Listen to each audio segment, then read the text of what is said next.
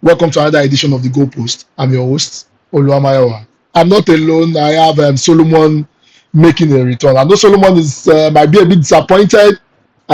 His team decided not to play very well in the Champions League. Solomon, good morning. How are you doing?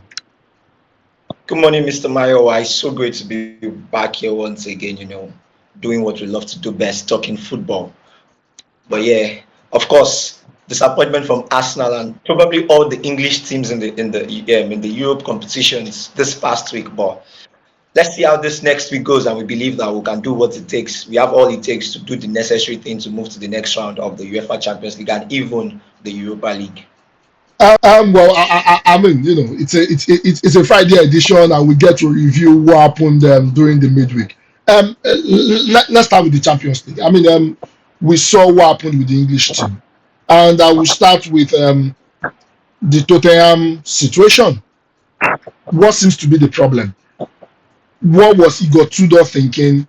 You brought in a Kinski and for a Vicario, and you are trying to send a message to Vicario, yet you end up dashing the confidence of that young man. I mean, the first two goals, Yes. you will not blame him, you blame the defense of Tottenham. But the third goal, yes, is at fault. Why substitute him after 17 minutes? Do you think Igor Tudor knows exactly what he's doing? I genuinely blame. I'll put the blame on Igor Tudor. The loss that Tottenham, witnessed against Atletico Madrid. I'll definitely put it on Igor Tudor, and the reason is not far fetched, right? Guillermo Vicario was not injured prior to that match. There was absolutely no reason why Vicario was supposed or was on that bench, right? In a game of that magnitude, the round of 16 of the UEFA Champions League against a fierce Atletico Madrid side at Wanda Metropolitano. This is not even the Tottenham Hotspur Stadium. You are going away to one of the fiercest atmosphere in the world of football. We know how hot Atletico Madrid supporters can be. We know how fiery they can be in supporting their players and going all out. You do not put an inexperienced keeper in goal because you need someone who cannot just only man the goal but can man their emotions as well. Someone who can master not just the defense but also master their emotions going forward, and seeing how much of an overwhelming atmosphere it can be at Wanda Metropolitano, and then you decide to bring on Kinski. Now, he made the first mistake.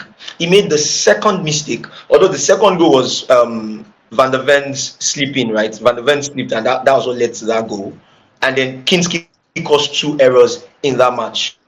Then you decide to substitute him in the 18th minute, which I still genuinely think I have issues with, because if you choose a team, you are supposed to back that team, even if it's till the end of the first half. At least let him play. I mean, I genuinely wonder what he was thinking, right? Because you substituted this young keeper at the 18th minute, and then you brought on Guillermo Vicario. Now, this is where it gets even much more interesting. Not only did you substitute him, you did not even think to offer him a word of consolation or a word of encouragement at the touchline. Igor Tudor was nowhere to be found when Kinski was walking into the dressing room. That is not a coach that manages it. That's not a good player management from Igor Tudor. Not at all. We already know how disastrous Tottenham are this season, and then you now have the likes of Dominic Solanke coming in to try as much as possible to salvage something for Tottenham going into the next leg. I genuinely believe that Igor Tudor is to blame for that loss against Atletico Madrid. But the question is this. I mean, if you look at that particular game, Tottenham had a very terrible outing.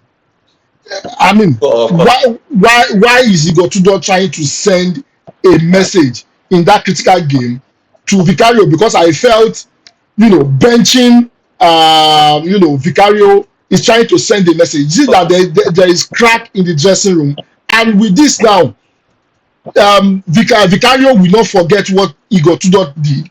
He will not forget.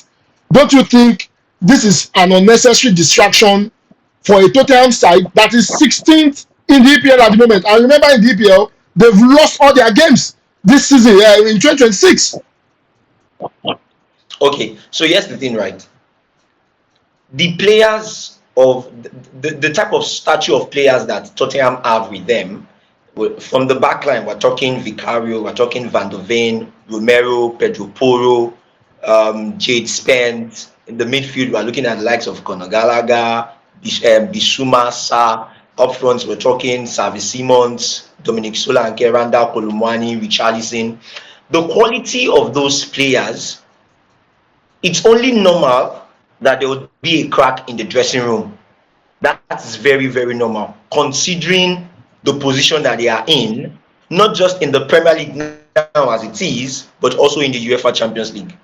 I mean, we could have glazed them in the group phases of the UEFA Champions League, saying, oh, of course, but they were top 8 in the UEFA Champions League. You know, 5 EPL teams were right there.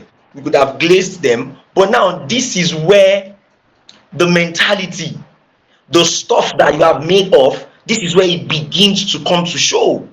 This is the round of 16. It is not a game of we have 6 more matches to play. No, you have only 2 matches to play, and you have to make each match count. You have to make each match count. And I like to say that I genuinely think that the issue that Tottenham are facing this season is largely as a result of the mentality of the club side. And we've had that conversation before, right? We've had that discussion before. The fans have not enjoyed success in years. Yes, they won the Europa League last season, right? But they've not enjoyed success in years, and they do not quite understand the process that it takes to becoming a successful club. Because if you think that football is all about rivalry, imagine celebrating the fact that your team will not win a match that is so needed because your rival team will not win the EPL title. It goes to show the type of mentality that the fans have and what even they themselves expect from their players. What that message sends is it is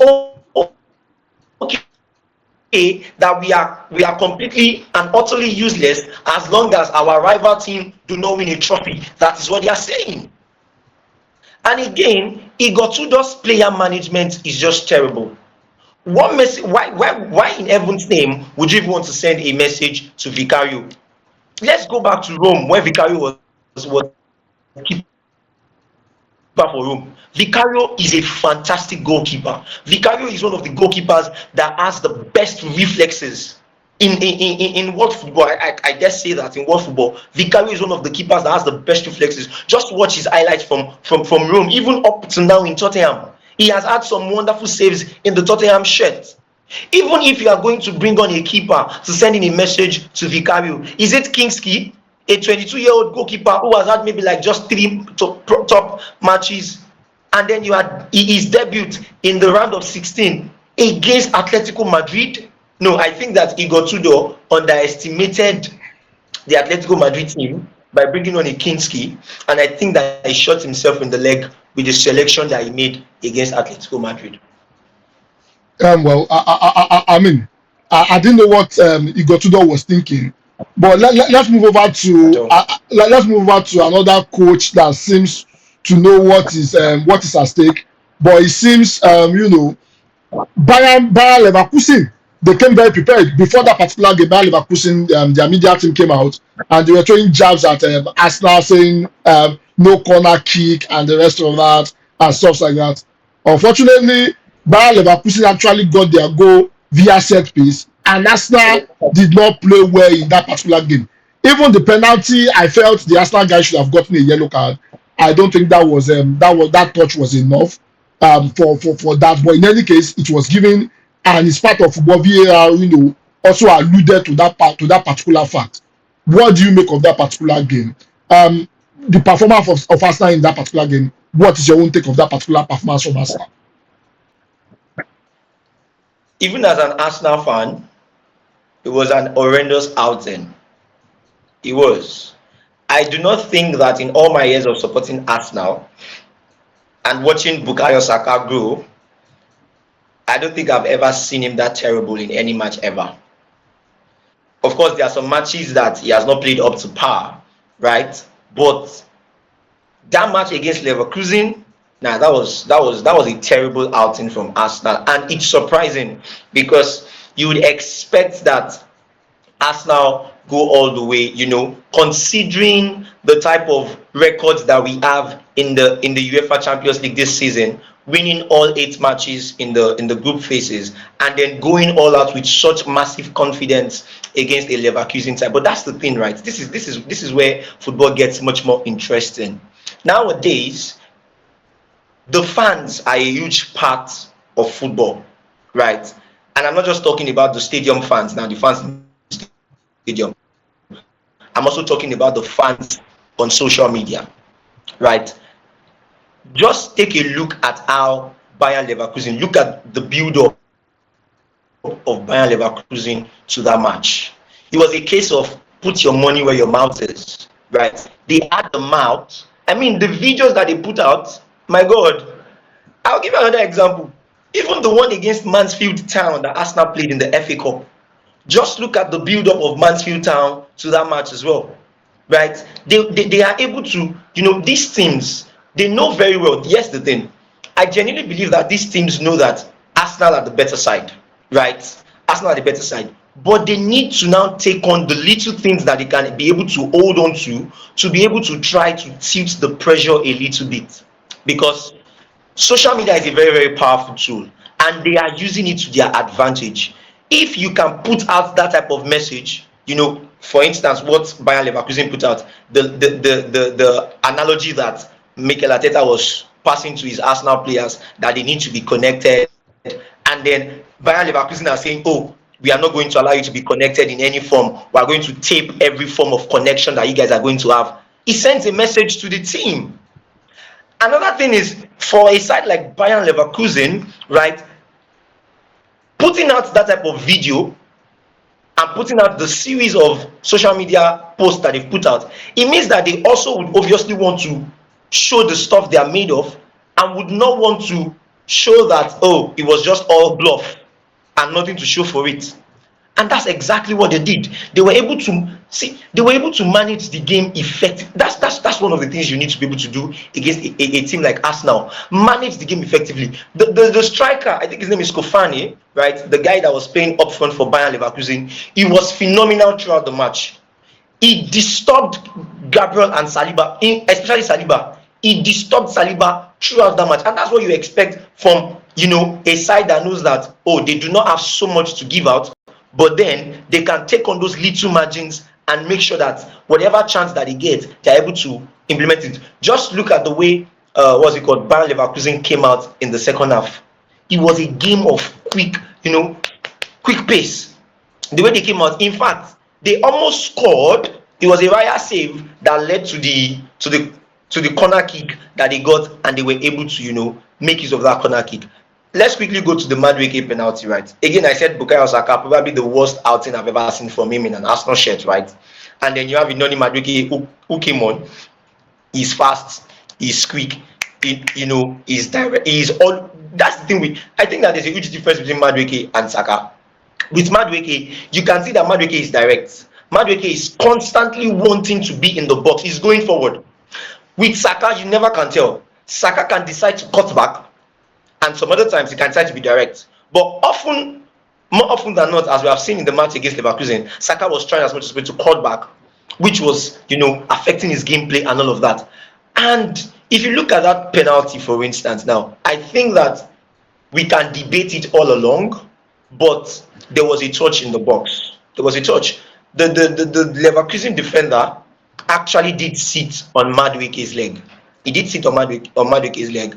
What people might want to argue is why it maybe took Madueke so long to go down in the box, because I think the touch, he did not fall down immediately after the touch. It took him like about 2-3 seconds more to now eventually go down in the box 18, which is why people can begin to to try and say, oh, it's not a penalty, but eventually and thankfully it was given, and VAR also upheld that decision. I think that that was probably Arsenal's most horrendous outing ever, especially this season. And I believe that something needs to be done to be able to go to the next round of the UEFA Champions League. Well, why sticking to Arsenal before we quickly move ahead to the other games? Um, do you think Arsenal still stand a chance? Because it seems Bayer Leverkusen played Arsenal hands down. Yes, the performance was not great, and Bayer Leverkusen also contributed to it. Do you think Arsenal still has an opportunity to make it through to the next round? Oh, of course, of course. I mean, the good thing is the EPL match Arsenal is playing this weekend is against Everton, and Arsenal are at home, right? So that is a very good advantage for them. I mean, if we're going to Everton's home, we know how tough Everton can be at home. I am not overriding the fact that the match against Everton would also be difficult. I do not. I'm not overriding that, but I'm saying that the home advantage has a lot, to factor. It has a lot to play in the match, considering Arsenal's home record this season, right? Another thing is the Arsenal Leverkusen match is also going to be played at home in the Emirates Stadium, which is a very good thing again for Arsenal. As it stands, it's a 0-0 match going into the second leg. It's a 0-0 match going to the second leg. Arsenal players have shown time and over again that they have the mindset to go all over the line. And we can mention matches where they were not brilliant, but they got the results. They were not brilliant, but they got the result. And that is what I expect in the next leg. Arsenal not only have the quality of players to get the job done, but they also have the mentality. I'll give you a very good example. If you take out a Bukayo Saka, for instance, let's even say that maybe because of his outing in the first leg, you do not intend to start a Bukayo Saka and you do not intend to start a Martinelli, for instance. I hope and pray that Odegaard is back and then Trossard is also back. You'll have a Trossard who can come in. If you do not want to start Eze, if Odegaard is back, you can always start an Odegaard, right? If you start a Madueke, there is also a talented young Max Doman who, even with his age, you can see you see his mentality, you see his style of play on the field. Against Mansfield Town, Max Doman was the only player going up front, dribbling players, trying to ensure that he got about 3 chances to be able to score in the match against Mansfield Town. So what I'm saying is not just the quality of players, but also the mentality of the Arsenal side to go all the way. Again, we can mention matches where Arsenal were not brilliant all through, but they were able to get the necessary result. And I think that that's one of the things that would help them in the second leg of the round of 16 fixture. So yes, they definitely have what it takes, and I believe that they would qualify for the quarterfinals of the UEFA Champions League. Okay. Moving ahead, and the slots team. Again, there has been a whole lot of disaster around that team. They've gone to Turkey twice now, and they've lost in Turkey 2 times. The game against Galatasaray, it was lethargic. Um, and the slot continues to stick in Gomoa on the bench. The strikers are not delivering. They are not doing so well. And it seems and the slot is confused. Also, consistently, we see the frailties of the center of defense. Konate and Van Dijk, they continue to ship in goals. About 82% of the goals considered by Liverpool this season is from the center of defense. What do you think is the solution to this debacle that Arne Slot has found himself in? And also, do you think this might be the end of Arne Slot coaching a Liverpool side? Let me take you from the second to the last question that you asked about the center of defense, right? This is one of the reasons why when we talk about EPL defenders of all time, it is questionable that Virgil van Dijk will be there. It's questionable, right? Not only because of his defensive abilities, but because of how now we see how, to an extent, easy it is to concede goals to concede goals. You don't see Virgil van Dijk make. I don't think I've seen a Virgil van Dijk aggressive tackling like a Gabriel for Arsenal, for instance. You don't see Virgil van Dijk, put himself on the line and say that I am here and nothing is going to happen. In fact, you see more of that doggedness from a person like Konate. In fact, you see more of that doggedness from Konate, right? Virgil van Dijk, I genuinely do not understand, even with the laurels that he has been able to, amass over the years, this is not taking away anything of his brilliance, okay? He can be very intimidating as a defender. He's tall, he has the height for it, you know, he has that brilliance. But I'm saying that in terms of now trying to put him in the conversation of best defenders of all time, it's questionable, right? And now, I do not think that it is Arne Slot's last season with Liverpool. I think that if they do not qualify for the Champions League, that is going to be a huge question mark. If they do not qualify for the Champions League, that's going to be a huge question mark. But we can say that for someone who has won them the EPL, right, in his first season, not so many coaches can attest to that. Not so many coaches can do that. I mean, the likes of Antonio Conte, Jose Mourinho, and a Slot, they've been able to do it, right? You can't tell so many coaches that can do that. Even Pep Guardiola did not do it in his first season, right? So I do not think it's going to be his last. I do not think it's going to be the last time we're going to see Arne Slot. I also just think that maybe it has taken time for them to adjust. A Florian Wirtz that came on has not been brilliant all season, right? Alexander Isak has been injured for most part of the season, Ugo Ekitike has shown flashes of brilliance, and he has probably been the only, player that has turned up for them so far. Of course, with Dominic Soboslai, maybe Ryan Gravenberch in midfield as well. And just like you said, why exactly is Ria Ongomona on the bench? In the English Premier League match against Wolves, that boy was the only flicker of brilliance that Liverpool had in that match. Again, I think that is the thing with the young talents that we have now. Look at a Nico O'Reilly in the Manchester City Set team, up. for instance. They are not afraid. Yes, they are not afraid to go forward. They are not afraid to take on players. They are not afraid to take on players. Look at Nico O'Reilly against Newcastle. He was direct, right? Look at Max Doman of Arsenal as well. He was direct. Look at Ngomona too of Liverpool. These boys are not afraid to go all the way out. I think that there's something about EPL players now that has made them to be much more calculating. There's not so much flair anymore. Nobody is willing to take the bull by the horn and say, I'm going to do this all by myself.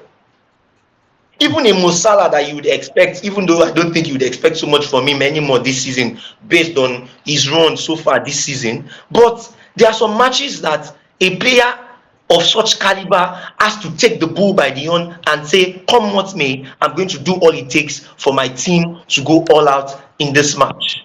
And that's why it is questionable that Ria Ngumuna will be on bench. Cody Gakpo has not been excellent at all this season.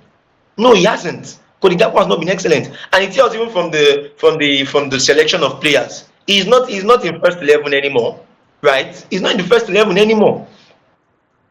So why exactly is Ngumuna on the bench? Even if you want to allude to his young age, right?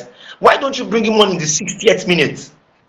Why don't you bring him on in the 70th minute where there is still considerable amount of time for him to be able to do the damage? And another thing is this: going to a Galatasaray side that is also one of the fiercest atmosphere in the world of football, right? You want to put your best foot forward, and Liverpool were not able to do that in that match. There was no fluidity, it felt as though there was no connection, and that connection is supposed to be created by Florian Wirtz.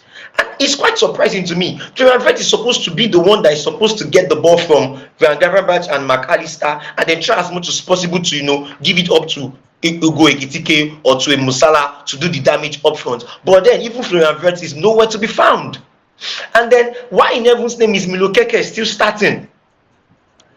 Kekes of this season is not the Kekes that we saw in Bournemouth. True. I'm serious. I True. watch the guy and he feels as though sometimes he does not know when he's supposed to charge forward, sometimes he does not know when he's supposed to step back or something. And the Robertson has the experience that is needed to be able to do that. So sometimes, another thing, why is Frimpong on the bench? It's surprising to me. The selection of players is usually very surprising because you start a Joe Gomez and then you leave a Frimpong that has shown that he can go up front. Frimpong is probably the fastest player. He can go up front, he can stay at the back, he can cross the ball. Why exactly is he on the bench? I think that the selection of players was just, not so up to par. But I also think that the players that he put on the pitch should have gotten the job done because their quality is not in question. Their quality is not in question.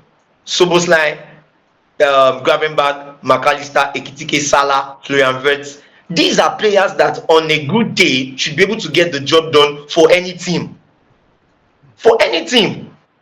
So moving forward, I just genuinely think that Liverpool need to call themselves to order if they are going to make it to the next stage of the UEFA Champions League, and they need to be able to make it to the next stage because if they don't, it might tell on the number of teams that will qualify from England for the UEFA Champions League, and they don't want that. They are currently seated sixth in the in the EPL table. Chelsea is still up there, Man U is still up there, Aston Villa is still up there. So they have a long way to go, and they need to do all it takes to make sure that the odds are in their favor. So that's what I think. Moving forward, it seems it was disastrous for a whole lot of English team. Um, apart from Was um, apart from Arsenal that was able to get a draw in the 94th minute of that particular game. Um, Madrid, Man City, Guardiola struggled in that particular game. Mbappe was not available. A whole lot of these players were not available, yes, and Valverde right.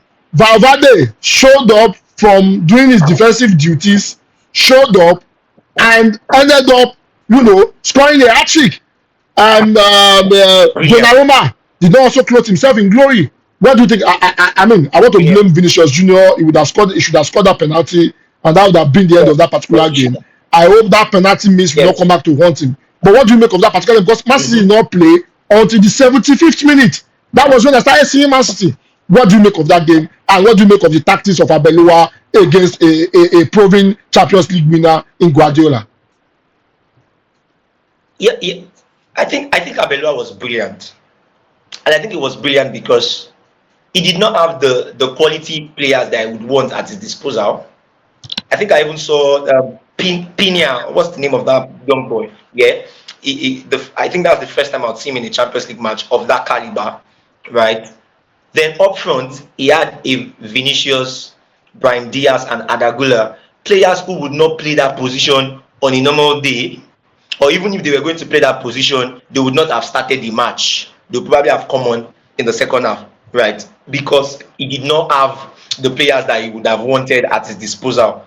Quite a number of his players are injured. Mbappe, Rodrigo, Alaba, quite a number of Madrid players are injured at the moment. Yet, and that is what I was saying concerning Mo Salah and Ria Ngomona and the Liverpool players and even English Premier League team players.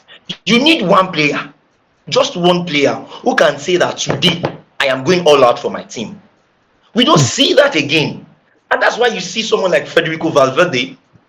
Mr. Mayowa, Yeah. I was watching the highlights of, I watched the match, right? But I watched the highlights as well of the Madrid versus Man City match. Look at the third goal that Federico Valverde scored. Yeah. If you look at the build up to the match, if you look at the build up to the goal, Valverde was still at the back. He was just True. coming in at first. He True. was just coming in when Vinicius was going, when Vinicius had the ball. And Jeremy Doku left him. If you watch the match, the way I mean, like it was a free run into the box 18. It was a Brian Diaz had the ball. Brian Diaz had the ball, and about four City players surrounded him, which left Valverde all the space in the world to be able to go into the box and cause damage. To operate him. Funny enough, Doku was coming right there. Doku was right there. Doku was right there, and he just left Valverde to go and mark the same Brian Diaz that three other players were already on him. Right? And that's why I'm going to say something about the team selection. The team selection. Omar Mamouche has been brilliant. Omar Mamouche has been brilliant in the last 3-4 games. Right, in the absence of Erling Haaland, Omar Mamouche has turned up so much. So I wonder why he was on the bench. And Jeremy Doku just came Ryan Cheki too. Ryan Cheki was stuck on the bench. I was going to say that. Now, I was going to say that you have a Omar Mamouche that has been brilliant, as I said. Why exactly did you put Semenyo in the middle, right behind Erling Haaland, when you know that Semenyo's best foot is either in the right or in the left, On the right? left, And then you now left Omar Mamouche on the bench. You now left Omar Mamouche on the bench. Why didn't you play Aaron Cheki, who can be the creative spark in the forward lineup? Even if you want to play an Erling Haaland up front, you can still bring on an Omar Mamouche and a Ryan Cherki and the Semenyo that has proven to be brilliant either on the right side or on the left side. But because maybe you wanted to accommodate Jeremy Doku, because Doku and Semenyo are playing the same flank. Why is Savio playing? Why? I mean, Savio has not been brilliant so far this season. So why did he start that match? If you had a Semenyo on the right wing and you had an Omar Mamouche on the left wing, then you had a Cheki in their middle, and then you have an Erling Haaland up front, I still think that's a brilliant matchup compared to a Savio and Jeremy Doku that is just coming back from injury. Of course, take nothing away from the brilliance of those players. They can also hurt you when it matters most, right? I just think that the selection also had a huge role to play in the way that Man City showed up in that match. Another thing is this: Man City failed to take their chances. true. Man City failed to take their chances, and that's the issue. If you check that match, bar Valverde's goals and then Vinicius Junior's penalty miss, I off my head now, I can't exactly remember how many other chances, clear-cut chances that Madrid had to win the match. I can't exactly remember, but Man City, on the other hand, right from the very first minute, they will fail to take their chances. And if you fail to take your chances, these things will hurt you. That's why we Definitely. even said that Vinicius Junior's penalty probably should not come back to haunt them in the second leg. But that would be difficult. That would be difficult because Man City will be playing West Ham, who know that they don't want to be relegated. Then afterwards, Man City would now play Real Madrid and they now play Arsenal again. So the fixtures are very tough. The fixtures are very tough. So there will be a lot of rotation. I want to believe that there's going to be a lot of rotation in the next matches. But here's the beauty of the Champions League. Here's the beauty of the Champions League. You never say never until 90 minutes is done. You never say never until 90 minutes is done.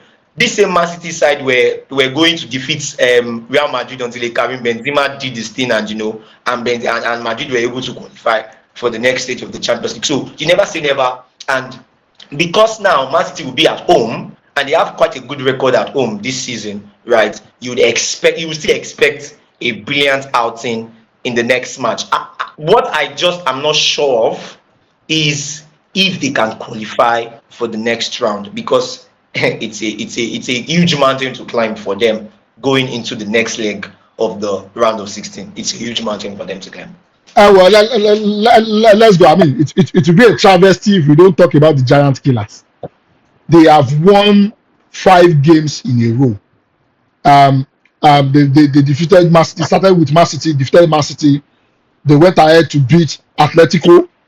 They went ahead to beat Inter twice, home and away. Now they are beating. Now they've defeated Sporting CP. What do you make of Bodo Glimt? Somebody was telling me yesterday that he will not be surprised if Bodo Glimt goes all the way to win the Champions League. And they didn't just beat Sporting CP. They have played Sporting CP. Sporting CP was a shadow of themselves, and they were able to dispatch them 3-0 at home. What do you make of this particular game and the performance of Bodo Glimt so far in this competition? First off, saying that Bodo Glimt might go all the ways, I think it's a lot to say. I think that's a lot. I think that one thing that would come into play is experience in the UEFA Champions League. Quite a number of times you realize that the teams that have gone on to win the UEFA Champions League, they have a lot of experience in their hands, right? They have a lot of experience in their hands. I can take you back to like the likes of Bayern Munich. Prior to Bayern Munich winning the Champions League in the 2013 season, they had gotten to the finals twice in 3 seasons. They got to the finals in 2010, they got to the finals in 2012, and then they got to the finals in 2013 again. right? So there's going to be a lot of experience coming into play, and I do not think that Bodo Glimt have, that firepower or that experience that they would need to be able to go all the way in the UEFA Champions League. But then again, something is working for Bodo Glimt, and it is the fact that they have not started their season in their own league, right? They've not started their league. So the players have a lot of time to rest. The players have a lot of time to connect with one another. The players know that there is nothing else they are fighting for but this UEFA Champions League. Compare it to a Sporting Lisbon side that is still that they will fight for their own league title, they will play domestic cups. Nothing of such for Bodo Glimt at the moment. Bodo Glimt are just focused on the UEFA Champions League. But here's the thing. I saw a record of their home games. Right. I saw a record of their home games since 2020. And they've won in fact, they've won over 70% of their matches at home. And I do not think that it's surprising that they dispatched Sporting Lisbon at home. I do not think it was surprising. I genuinely think that everyone who is a football fan and you have followed up on the UEFA Champions League so far this season, you would expect that Bodo Glimt would be able to dispatch Sporting Lisbon, because of course they have been brilliant dispatching Man City, Atletico, Inter. They've been brilliant. And again, nobody who watches football would tip Sporting Lisbon to be able to defeat Bodo Glimt. I don't see it coming, because again, as I said, the beautiful thing about Bodo Glimt, is not just the amount of time that they have to spend together, but how connected the players are. The way they play is like they are a network of have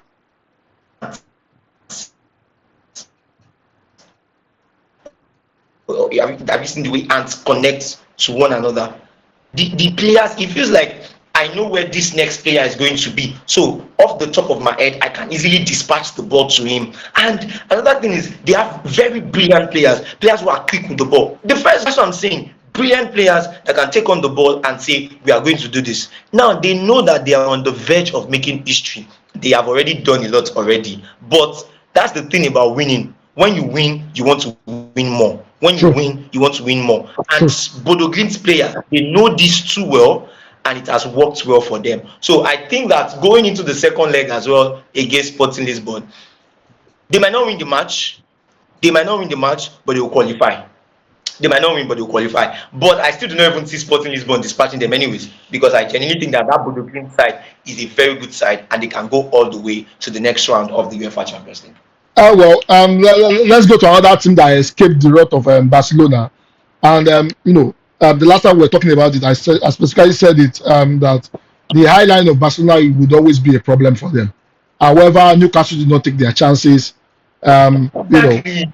And Malik Tau had a rush of blood in his head, committing a foul in less than 10 seconds before the end of the game. I don't know what he was thinking. He had decided to throw the hard work of his teammate, throw it into the bin. The game was very tight, but it would have been nice to see a Newcastle, go into the second leg with a 1-0 lead. That has a way of putting pressure on your opponent and forcing them out. And Barcelona plays a whole lot of high line. It should probably play into the hands of,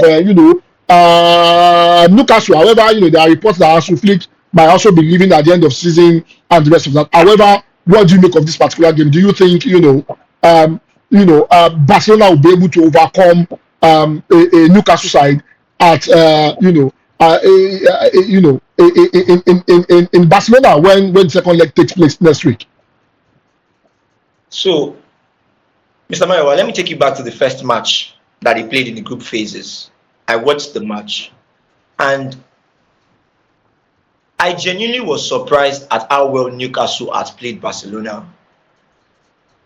But the difference between these teams is the ability to take your chances. And that for me, because at the end of the day, again, we keep saying it, at the end of the day, it won't matter how well you played.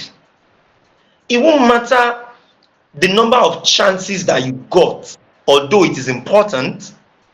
What matters is how many of those chances you were able to utilize, how many of those chances you were able to capitalize on, and the results you were able to get from the creation of those chances. Very important. You do not see a Lamine Yamal in that match. You won't see him. The whole Pedri is the best midfielder in the world against Jolinton. You won't see him. You won't. Rafinha was not at his best in that match either. You won't see them. And Barcelona's eyeline, which is why Eddie Howe, I think, is a brilliant coach. What he did was to set up players that can run. Anthony Elanga, Avi Vance, Jolinton can do the damage in the middle of the field. Sandro Tonali, what's his name? Jacob Ramsey, which, in my opinion, was a very, very brilliant player in that match. Jacob Ramsey was, I had my eyes on him. He was brilliant in that match, right? But then again, look at the way that Newcastle were unable to take their chances. Even the goal that Avi Vance scored, Joan Garcia was willing to push that ball out with all of himself. Joan Garcia was willing to push himself out, to push the ball out, right? What matters is, are you able to take your chances? And now I fear for Newcastle because they are going to Camp Nou, and a Barcelona side that was able to dispatch Atletico Madrid 3-0 in the second leg of the Copa del Rey semi-final. They have the confidence, they have what it takes to be able to do it again. Because now they are at home, they are on a pitch that favors them, their fans are going to be massive, and they are playing like it's going to be 0-0, because that's exactly what it is. It's 0-0. It's a new match, it's a new day. So they go all out. I do not think that Newcastle will be able to defeat Barcelona. I want them to. I genuinely want Newcastle to, because the way they played in the first leg, they were brilliant. True. Jolinton and Sandro Tonali, those guys in the midfield with Jacob Ramsey, they were brilliant. You know, they were very good. And another thing, kudos, I want to quickly mention Lewis Hall. Lewis Hall, oh my God. That's a fantastic talent right there. The way he was not only able to silence Lamine Yamal, but he was also able to go up front with the ball. Lewis Hall was brilliant as well. So kudos to Lewis Hall. But again, I just do not see how they can, go all the way against Barcelona in the second leg, considering the fact that now the match will be played in Camp Nou. If they had gotten this result in the maybe this match was played in the Camp Nou in the first leg, and they were able to get that sort of result, maybe if they were going to St. James Park, we can now say, oh, okay, they can get the result. But I just do not see them getting the result in the next round.